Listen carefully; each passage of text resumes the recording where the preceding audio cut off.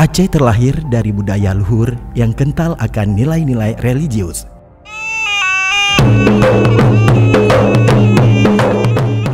Warisan budaya agung terpancar dari gerak dan ekspresi tarian yang mencerminkan keharmonisan, persatuan, dan kebersamaan.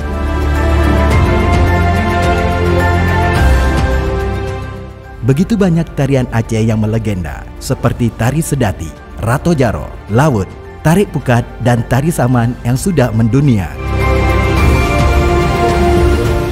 Kini, semua gerakan tarian sakral itu dilebur menjadi satu napas persembahan yang atraktif dan dinamis. Lahirlah Tari Rampo Aceh. Rampo Aceh, tradisi, eksotik, dan jati diri.